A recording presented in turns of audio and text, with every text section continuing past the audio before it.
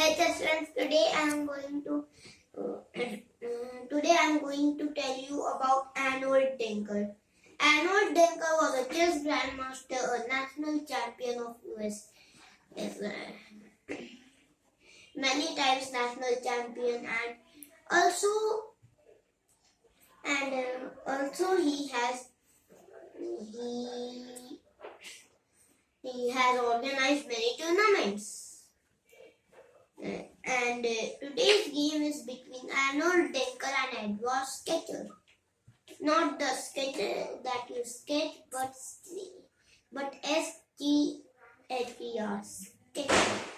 That pronounces. And this was played in the Metropolitan Chess League, and the year or date is unknown. So let's begin. What to wait. Without further ado.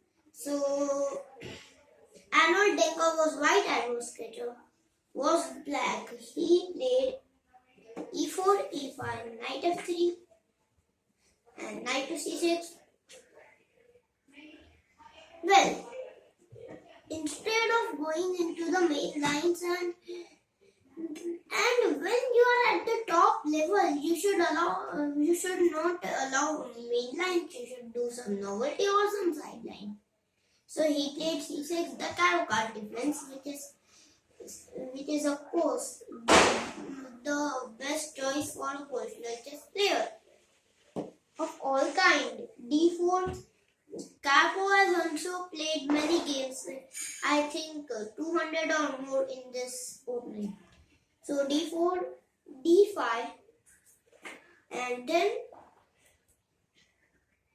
here you can also play Knight to C6, and you can also take on D5, which is known as the exchange variation.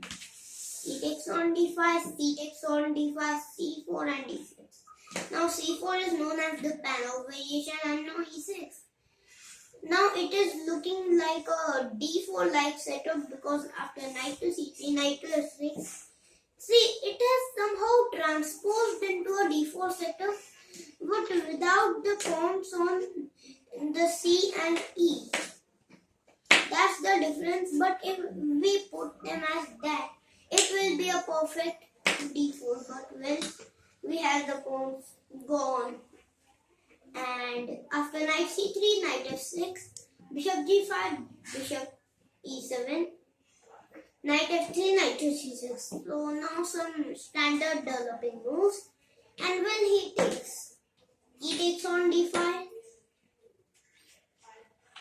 Well, instead of taking which is known as the exchange, or the delayed exchange in the Caro card, or we can say the exchange variation in the Queen's Gambit, because Queen's Gambit declined because these two pawns are not there, but they should be. So there is many names to this, but here he played C5 to try to control the B5 square. Sometimes these squares are a penetration point in your opponent's camp, and if you enter one of these weaknesses and potentially enter the opponent's camp, then it would be dangerous for him. Blowing the cost that if your major pieces or even your minor pieces go into the 6th or 7th rank in the middle game, 6th rank potentially, because the 7th is very well defended, 6th rank, then they could cause trouble. And like this, if you have no knights and if you have these no, and if you have these three no, then white will play just bishop F4, bishop to D6, and well, black has not much space to breathe. So that's why these penetration pawns can be a point. So he plays A6. Now bishop to d3, developing your piece. Just the plan is to castle. And after bishop d3, well, you can play castles, but it never happened. He played queen to c7.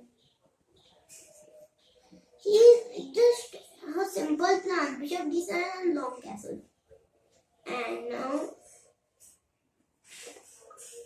after queen to c7, and it is good to control the square. So a3.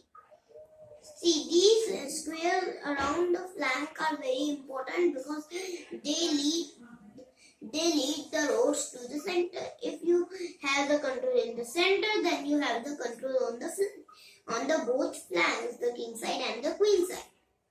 So flank is not important, but it leads to the center. Like when you become, if a king is there and you become a ghulam, then a soldier, then a general, means a minister, and then you become the king. So with your effort, you are a ghulam, then you go to here, then you become, now you got a ghulam, then you become a soldier, then you become a general, and then you become the king. So that's how the chess geometry goes. So after a3, bishop to d7, queen to d2 with the long castle. Well, white has opened two options, but he castled in this side in the game. Black didn't castle, black played bishop to d8.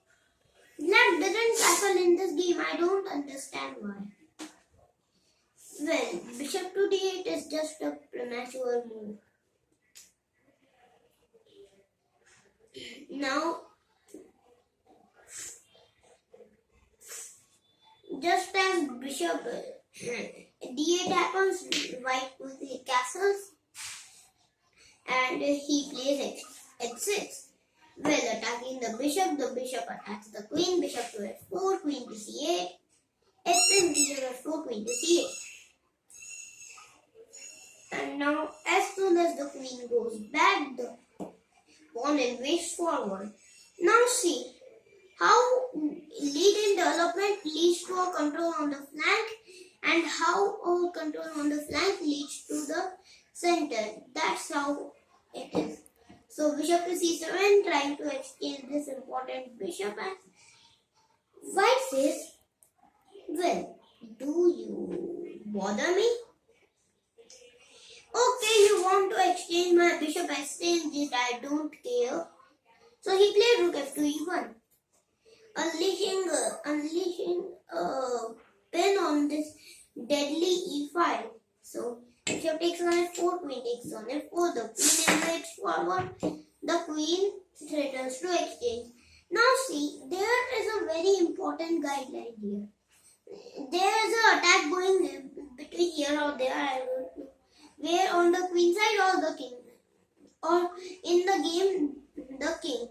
So if you exchange queens, then there will be no attack going because the most major piece in the game of chess, well, the king has no major, it is infinite, but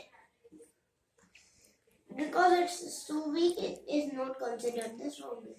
So the most strongest piece in chess, the queen, when it is exchanged with another the strongest piece, there will be no power in the position. Just the rooks will be there, and the material is not enough to make an good attack possible to queen to h4. And there is the move for the attacking side to not defend. Exchange queens, and the defending side should try every time to exchange queens. So their opponent's attack gets off. So here after queen to h4. He did not castle here even, and he played knight to e7, trying to reroute the knight to e6, but that's not possible because the bishop is there and you just spoil your pawn structure. And now see, I told you earlier that that is control of some squares lead to penetration in your opponent's camp. So what has caused knight to e7? Which square is being weak? I think now clearly, if you want to do it in faster, if you are in time trouble, then you can just understand it with one concept. What was the knight defend? What piece or square was the knight defending here? It was defending the a5 square, but it is broken. a7 square is not possible to land. dx square is not possible.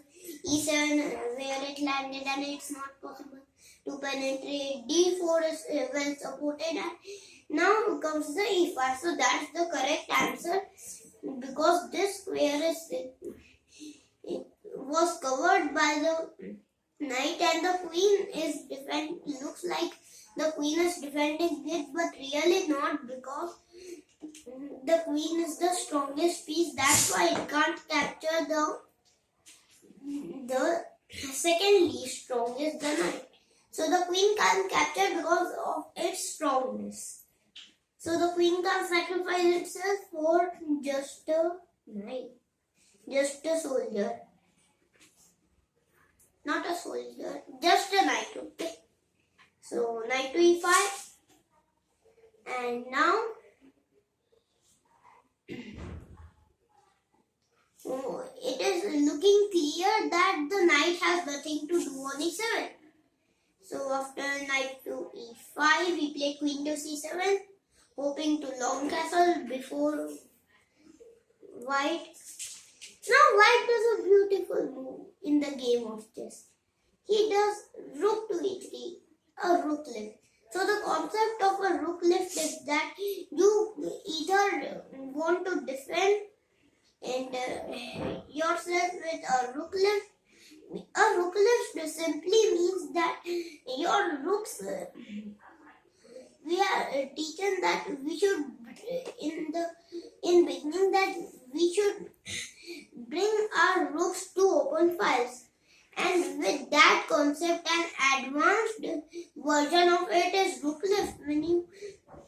When you have to when you want to conquer an open file, not just blow.